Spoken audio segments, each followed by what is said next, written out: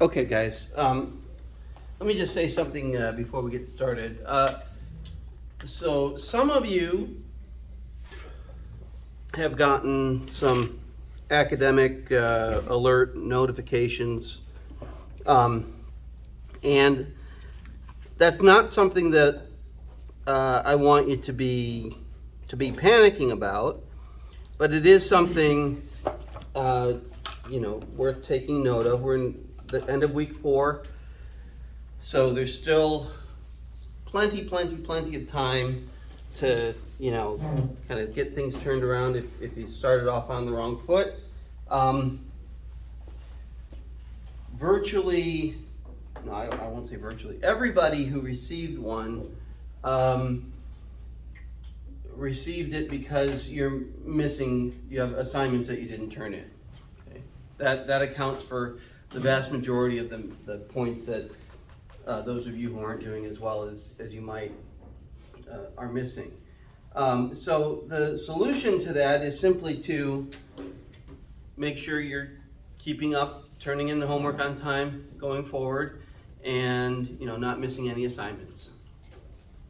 Everything thus far, with the exception of the quizzes, has simply been graded on a completion basis, and that's going to be the case for a significant amount of what you're going to be doing going forward. So if you just start getting things in on time and don't miss any assignments, you'll be back in much better shape very soon. Okay. I know some of you from grading the homework did do Abbate. So I want to talk about that essay too, just to make sure that we have some more practice going over arguments from principle. Okay. So what's the first thing we're going to have in an argument from principle? Case. Huh? Case. Well, what's the first premise going to be? The moral principle. The principle, and then the case. Okay. So we're going to have the moral principles, premise 1, the case is premise 2, and then the conclusion is follows those things. Okay. So what is Abbate's? What's the question that she's asking here? We often think we'll say things like, this is kind of a cliche, but the heart wants what the heart wants. It doesn't really, our preferences are just our preferences. There's no reason to judge them or to think twice about them, in terms of whom we date and why and that sort of thing. Right? But dating preferences might seem like an odd thing to ask questions about and to examine morally, but she's wanting us to do that, right? So what is the question she's asking here?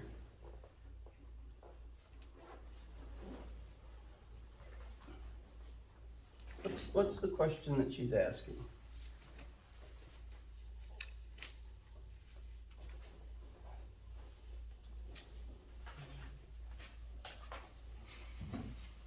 Is it racist not to be attracted towards black people? To not be attracted to? Yeah, well, to not want to date them. Or is it permissible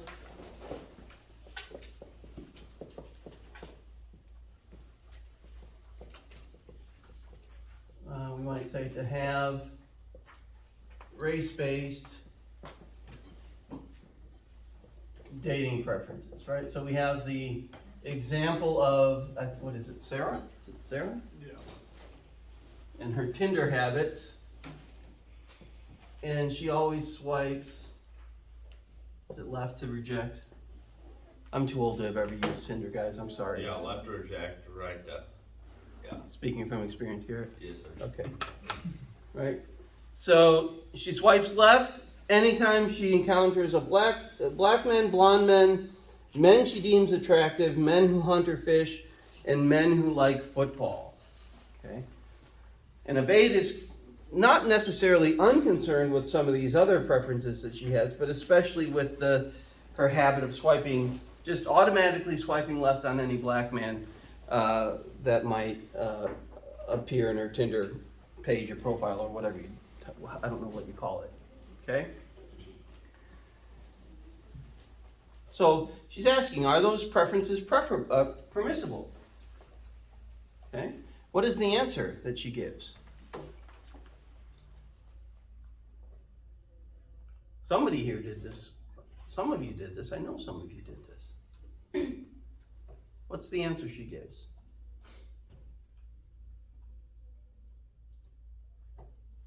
And in the conclusions, he said, those who draw race-based distinctions in the dating context may act within their rights, but they still date in a manner that constitutes deeply wrongful discrimination. Okay, yeah, right. So you're not doing anything legally wrong, right? You're doing something that you have the freedom to do, and it would be problematic perhaps to restrict our freedom to have these kinds of preferences. But there's still bad preferences. She wants to say that there's something deeply more problematic about these sorts of preferences, right? So, you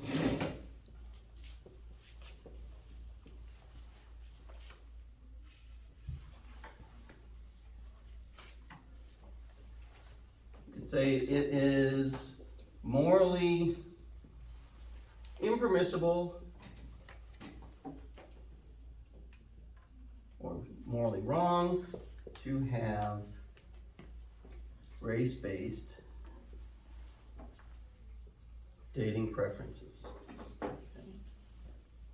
I'm actually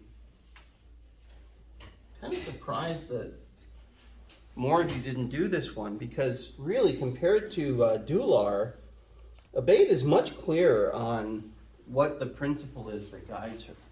Right? She articulates that at the end of the section on page 84 and the beginning of the section at the bottom of 84, right? And it has to do with equality and the equal worth of persons. And then she spends a few pages on 85 onto 86, right, spelling out what she means by equality. But the principle that she utilizes, and that she thinks that anybody should, all reasonable people at least should agree with, is that all people should be treated as having equal inherent value and equal moral worth. Okay? So we could say all people should be treated as having equal moral value and worth. And this simply means, right, that we have inherent value. We have value irrespective of any kind of service or use that we might have to others. Okay? We, as people, we simply have this inherent value. Okay? And we share that value equally. Okay? So it's not like I have some value, but you have more value that's inherent. We all have equal inherent value. Okay. So we've got to talk about the context. So the context is going to have something to do with what? Race-based dating. Right, so dating and how race factors into our dating preferences. Okay? So look at page 83 for a second, right? So she has a habit of instantly swiping left on black men, blonde men, men she deems unattractive, men who hunt or fish, and men who like football. Okay? And then Abbate's question is, are any of Sarah's habits morally problematic? Okay? And we could use her argument to answer, to respond to all 5 of these preferences, but Abbate is mainly concerned about her preference of sweeping left on black men. Okay? What's the difference between swiping left on black men on the one hand and, say, men who like football on the other? And we got to assume that in swiping left on men who like football, it must be apparent from their pictures, right, that maybe they have a jersey on or something like that, okay? Or it's, immediate from what, it's apparent from whatever appears to her. Okay? So what's the difference there? Those are both preferences, but Abbate's going to say that one is deeply problematic while the other is not especially problematic. Well, the people who like to hunt and fish and the people who like football, those are preferences based on like kind of personality and interest, not preferences based on race. Okay, so her rejection of men who like football or men who like to hunt and fish is rooted in the fact that she just doesn't share those interests with them, more than likely. Yeah. That their interests and their values don't align. Maybe she's a vegetarian or a vegan, and so she has an in principle objection to hunting and fishing. Okay, that's possible. Doesn't necessarily mean that she views those men as being kind of less than her, as not having worth. Just means that those aren't where her preferences lie, right? That's what Abbate calls interest-based discrimination. We would expect her, let's say, you've got a guy whose profile picture indicates that he likes football or likes to hunt and fish, right? As Abbate suggests, right? Maybe if that wasn't as evident straight away, right, she might click on the photo and then read his profile. Is that how it works? Again, I don't know. I'm sorry. I've just never been on. I don't know. And then she's like, oh, he was a cutie, but he likes to do that, and I'm not with him. That's just not my thing. So she's not making a judgment about them as persons necessarily based on their preferences. She's making a judgment about how her and their interests might align. Right? But when she just swipes left automatically on a black man's profile, what does Abbate suggest she's doing? Right? She says, for Sarah, being black functions as a deal breaker, right? She's drawing a distinction based on, this is on the top of 87, based on race alone, and expresses in that action and the distinction that it expresses, that there's nothing more to being a black person than being black, and that black people are undesirable because of their race. She fails to see black people as individuals who have unique identities, value systems, and preferences. So she's not clicking on a black man's profile and then seeing that he likes football or likes to hunt and fish and then swiping left, right? She's just swiping left without knowing anything about him other than what his skin color is. Okay? So she reduces black people to their blackness. And in doing that, as she says further down, stamps them with a badge of inferiority, right? So she's just making a preference-based decision based on skin color, okay? So how would we articulate the second premise then? So that it provides us with a case that can link that principle to this judgment. We're going to be saying something about race-based dating preferences, right? Race-based dating preferences treat people as having less moral value / worth. Okay. Yeah, we might say, just to kind of keep the language parallel, right? Deny people their equal moral worth and value. Okay. So, right, this is much simpler.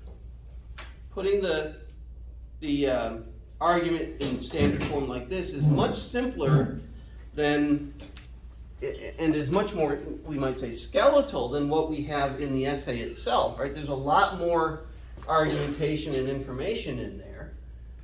But this does, if we distill that argument to its essence, this captures the essence. The other stuff is important and isn't, something we should ignore, right? But this is the essence of the argument. And then we can look at her illustrations and examples and things of that nature and start asking questions and to see if they are problematic in ways that might give us reason to question one or both of the premises. This is an argument, I think more so than with Dular, that has implications that go beyond just her initial concern with swiping left on black men, right? Of those 5, would Abbate, sorry, I almost said Dular, would Abbate probably find any of those other preferences problematic? So it's black men, blonde men, men she deems unattractive, men who hunt or fish, and men who like football. So we've already talked about football and hunting and fishing. What about the blonde men and men she deems unattractive?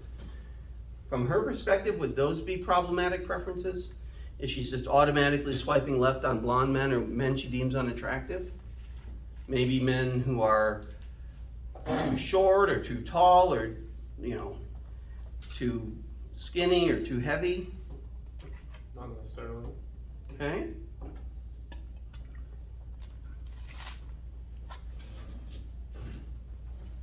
Are those interest-based? So would her preference for non-blonde men and only attractive men be interest-based preferences, like her preference for people who don't hunt or fish or people who don't like football?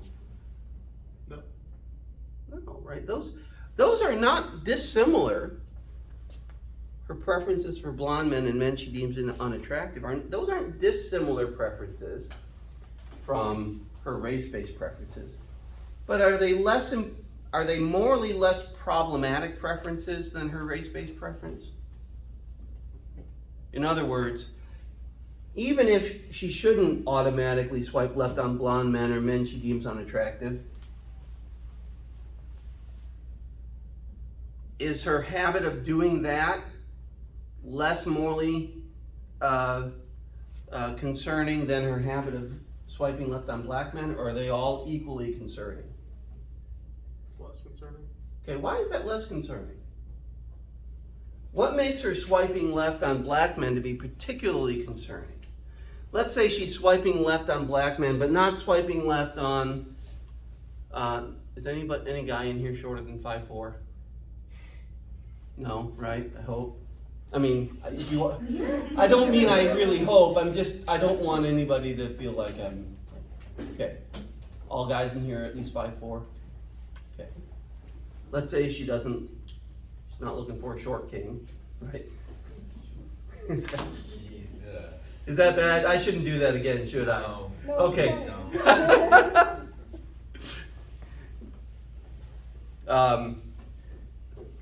But she swipes left on all guys who are 5'4" or less and all black men, right?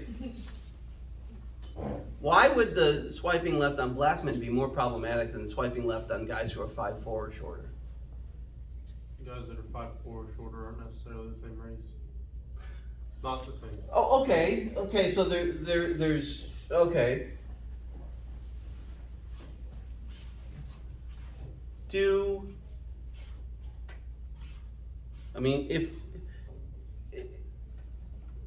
Tell me if I'm wrong about this, but this phrase, right? He's my short king or whatever. That's a newer thing. Yeah. Okay. Is that meant to kind of convey the idea like he's short, but he's whatever? Yeah. Okay, so it's kind of recognizing that a shorter man is generally not recognized as being as attractive as a taller man, but this guy is still my guy type thing, right? Okay. So do short men suffer any kind of disadvantages for being short in society? I mean, other than not being able to reach countertops. Or finding clothes that fit. Okay. I can't find clothes that fit. I'm short, so. How short are you? 5'2". That's not that short. These are kids' pants. Okay. Okay. You going to Gymboree still? You going to Gymboree? I don't even know if Gymboree exists anymore. Anyway, I'm just playing. I mean, you know, it might be the case that there are some disadvantages that are experienced by short men. Hopefully they can reach the countertop. Maybe not the second shelf or something like that, right? My wife's like 5'4". She can't reach the second shelf, so that's where I put the snacks that I want to save for myself. But is there a kind of pervasive discrimination against shorter men? Not necessarily. No, not really. Is the pervasiveness, is the discrimination that has historically existed against black men more pervasive? Yeah, right? And so those kinds of preferences, even if she doesn't intend it, right, perpetuate those kinds of social attitudes and so on. So the social importance of blackness versus shortness, we might say, and the relative importance of those features of a person, you know, has something to do with the weight that we might attribute to the wrongness of those respective actions. Anytime we treat somebody as not having equal inherent moral value or worth, that's problematic. But when we treat people in that way, and there's already a pervasive set of, you know, practices or institutions and so on that present impediments to those individuals, that's arguably more problematic. Okay, any questions about Abbate? Okay, hold on, I want to sign in so I can know what time it is.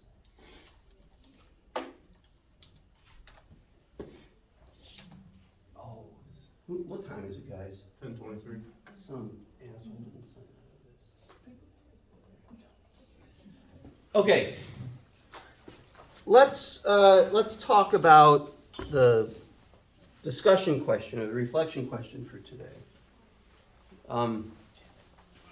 You're still good on that? Oh, yeah, I think I sorted that out. So the question had to do with, I don't remember exactly how I put it, but is it ever, we generally think of killing as one of the worst things that we can do, and killing a person is one of the worst things that we can do, and are there ever any exceptions to this? Can it ever be either permissible or even obligatory to kill a person? Yep. Okay. Did everyone or most of you say that that was the case, or did anybody say that it's always and absolutely wrong? Nobody. Okay. That's fine, and ultimately, for reasons that I'll talk about in a few minutes, I think that's probably a good thing. I don't want you all to go on killing sprees this weekend, but we'll talk about why it's important for moral principles not to be understood in kind of absolutist terms in a few minutes. But what are some of the circumstances that might make killing permissible?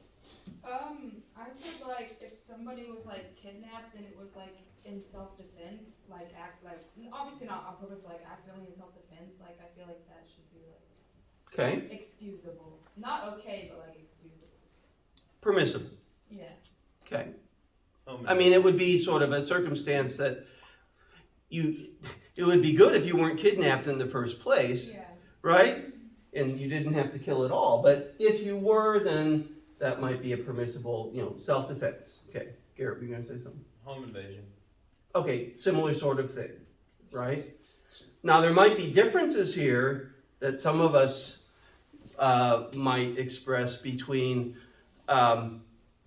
how imminent the threat has to be to your person, right? If somebody's stealing your TV from your living room, or jewelry or something, or your car, I'm gonna guess that some of us might think that lethal force would be legitimate to protect those things. Others might disagree with that and think that the harm to you would have to be more imminent and more kind of bodily, right? Does that make sense? Do you see the distinction? I feel like nowadays though, like you have to like get them before they get you, because you never know like what somebody has in planned. So Okay. maybe yeah, they're just going in there to steal TV, but if they're not planning to get catch, but if they do, then they might have like that backup plan to Okay. shoot. Okay. That, yeah. So, you know, but there could be gradations or variations in terms of, you know, the relative legitimacy or justifiability of doing that. I would imagine amongst you, but all of you at least would recognize that there might be some cases where killing in self-defense or is somehow justified. Might there ever be instances where killing is not simply permissible or morally excusable, but obligatory, where it might be wrong not to kill? War? So what kind of instance, Addie, do you think? Like what kind of war? Probably depends upon what side you're on. Yeah. Okay. So you have to be on the side that's fighting for a just cause. Well, I mean, both sides are going to end up killing people because they both think that their cause is the right cause. Right, but I mean, I don't think most of us would take issue with a statement that in World War II, right, the Nazis did not have a just cause, and the Allies fighting against the Nazis in general had a just cause. That doesn't mean that every instance of killing was permissible, right? Right. Or we might say that, a country or a body that intervenes on behalf of another country or a group within a country that's being subjected to genocide, that might be a case where killing is, just put a stop to genocide would be permissible. And we might even say it would be wrong even if deadly force is the only means that can put a stop to that, it would be wrong not to kill in that circumstance. Okay? Some people might argue that it would be wrong not to put to death individuals who we know with absolute certainty are guilty of a capital crime. Okay, so some supporters of capital punishment would make arguments like that. Not all would, and there are plenty of people who don't support capital punishment, but that would be another potential exception to the rule that we don't kill that some would identify.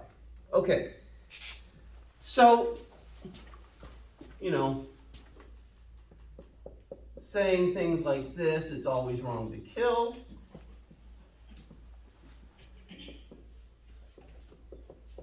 Or it's always wrong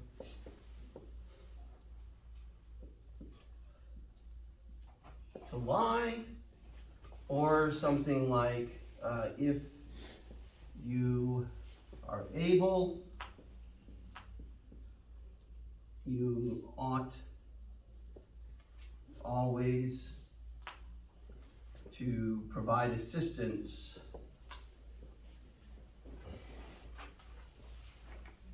to those in need.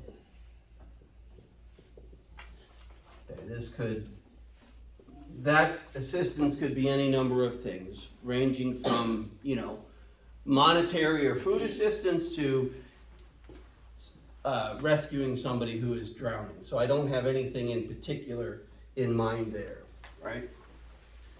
But the language of always here, functions in a certain way, right? If we say it's always wrong to kill, then any form of killing would be wrong. Okay? If it's always wrong to lie, then any lie would be wrong. If it's always obligatory to provide assistance to someone in need, then any failure to do that is wrong. Okay? So these are what we might call absolutist expressions of these moral principles. And I want to talk a little bit about why thinking about morality in absolutist terms is problematic, right?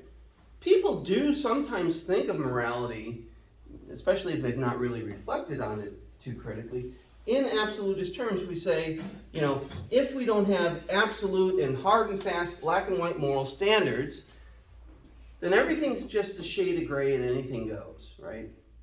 Absolutism in morality helps us to maintain kind of our, a set of standards and a kind of a principled defense of morality that we want to encourage, okay? But there are problems with that. Let's take the second and third ones here. Let's say these two, right? Can you imagine that these are moral principles that in a particular circumstance might come into conflict with one another? In other words, might providing assistance to somebody necessitate lying? Okay?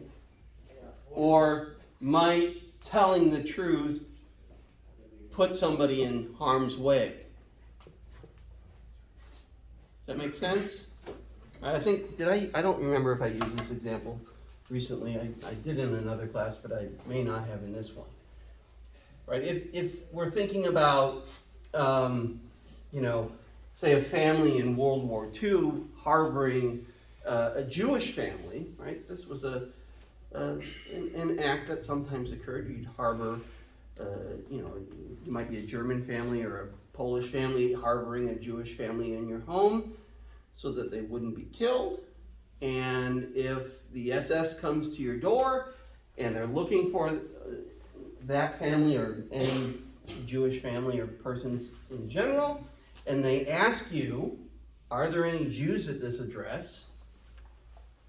If you tell the truth, what's probably going to happen? Jews are going to die. They're probably going to die, and you might die along with them. But even if your well-being is not threatened, it's certainly the case that the assistance that you're providing to that Jewish family is going to, that they're going to be in harm's way. So what would the right thing to do be in that case? Lie. To lie, right? It seems that it would be wrong not to lie in that case. Okay? So the problem here, right, is that if it's always wrong to lie and we always ought to provide assistance, then if we have a case where these principles or other moral, in other cases, other moral principles come into conflict, it's not clear what we ought to do. And that's problematic from a moral perspective because the purpose of morality is to help to guide our actions, right? Is to help to guide our actions so we can coordinate and live peaceably with one another. We've talked about that a bit already, right? So absolutist moral principles, if we understand them in that way, they lead to the problem of moral dilemmas, of genuine moral dilemmas. And a genuine, so let me back up for a second and talk about what moral dilemmas are here for a moment. Right? Sometimes we think of a moral dilemma as just a hard choice or a choice that we don't want to make, morally speaking. So if you have promised your parents that you'll help care for your younger sibling over a weekend that they have to go out of town. Let's say your younger brother or sister is like 12. Okay, I don't know about you, but I don't think I would, especially not trying to be sexist here, but I wouldn't trust a 12-year-old boy alone for more than 20 minutes, let alone 2 days. Is that a reasonable judgment to make? Most 12-year-old boys are pretty squirrely. Middle school's the worst. That's middle school, isn't it? Middle school, junior high, like 6th grade. Okay. Now, could a 12-year-old boy take care of himself? He has everything that he needs, food and stuff? Probably. You're thinking about this. When your friend calls you and says, we're going to have this party in Columbia, your friend in Columbia calls you and says, we're going to have this party this weekend. It's going to go all weekend. It's going to be awesome. You need to come. Okay? Might you want to go to your friend's party?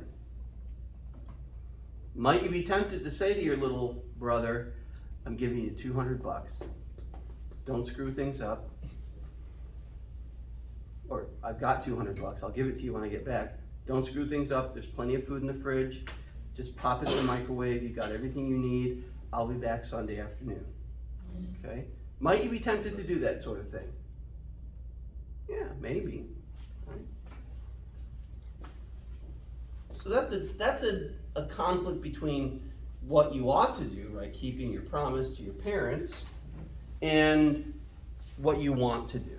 That's not a genuine moral dilemma, right? That might be a hard decision for you to make, but there's really no question about what you ought to do, right? You ought to keep your promise and ensure that your younger brother is safe and doesn't make stupid decisions through the weekend and that sort of thing. Okay? In a genuine moral dilemma, we have this sort of conflict between absolutist moral principles, right? So we have a conflict between moral principles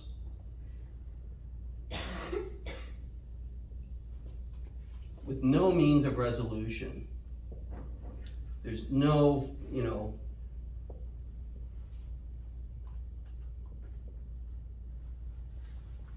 no means of resolving that conflict. If you abide by one principle, you necessarily violate the other. And if you abide by the other principle, you necessarily violate the first one. Okay. So no matter what you do in doing what's morally right, if we understand principles in absolutist terms, you will also, in a case of conflict, do what's wrong. And we don't want that, right? We want morality to genuinely guide our actions, to be able to help us to figure out, at least reasonably well, what to do. So, in recognition of that problem, which is almost certainly going to arise with some frequency, right? Most moral philosophers suggest that we shouldn't think of moral principles in absolutist terms. We should think of them as prima facie instead. Okay, that's a Latin term. Basically means on its face or on their face. Okay? But this is the language you'll see. So I'm not just giving you this kind of technical term for fun. It's language you're likely to see. And so to say that moral principles are prima facie or have prima facie validity is to say that moral principles are valid,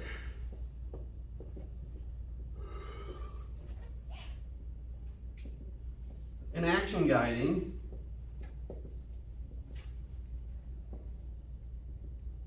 right, unless and until they conflict with another overriding moral principle. Okay, and overriding in that particular case. Okay, so if we go back to the Nazi and the harboring a Jewish family example, right? In that case, it seems clear that lying to somebody who has harmful intent toward people you are helping, that the obligation to help takes precedence over or overrides the obligation to not lie. Okay? Or to give another example, right, if I've made a promise to my daughter, right, to go to her dance recital, let's say it's her senior year, and for various reasons I haven't been able to go to her last several, and this is likely the last time I'm ever going to see her in a kind of a formal setting dancing, I promise her that I'm going to be there, right? I should keep that promise, all other things being equal. That's it. Emma, I know how important it is for you to have me there tonight, and I'm going to leave a little bit early to make sure that nothing's going to get in the way of getting there. I'm going to make it a point to make sure I'm there. But if on the way to the Performing Arts Center, let's say it's in another town near mine that I'm not as familiar with, or I'm going a different way than I usually do to save time, Google Maps, as Google Maps is wont to do, directs me down some rural road I've never been on before, okay, that I'm unfamiliar with, and if the car in front of me gets into what looks like it could be a serious accident, right, and there are no other cars coming, there's nobody else nearby, okay, what should I do? What might I think that I should do? This car in front of me has gotten into what appears to be a serious accident. Stop and help. Stop and help in some way, right? Call 911, maybe stay with the person until help arrives, things like that, right? But if I do that, it might take too long, and I might not be able to get to the recital on time, or maybe at all. Or at least I won't see all of it. If I keep driving to keep my promise to my daughter, and if I were to tell my daughter at the end of the recital when I saw her, Emma, you're lucky I got here on time because there's a serious car accident in front of me coming, but I made a promise to you and I wanted to keep it, so I just kept driving. She would probably be horrified. What do you mean you kept driving? You should have stopped to help those people. They could have been seriously hurt, right? That's how I would expect her to react. That's how I'd expect most of you in that sort of situation to react. I think that's how most people would react if they were in my daughter's place.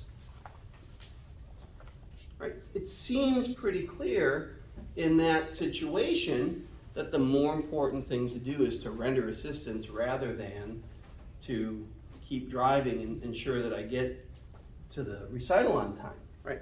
So there's no hard and fast formula here about how we weigh, how we balance, prima facie moral principles. There might even be reasonable disagreements about which principle takes precedence in certain cases, right? But this is a way of avoiding the problem of understanding moral principles in absolutist terms. Because if we understand them in absolutist terms, we're guaranteed to encounter moral dilemmas. Okay, that's all I wanted to talk about today. Does anybody have any questions? Does this make sense? Okay, so on Monday, so the next 2 weeks we're going to be looking at another kind of argument. We're going to be looking at arguments from analogy. So on Monday we're back in the yellow book, the Stoner and Swartwood book. It's chapters, 7 and 8? No.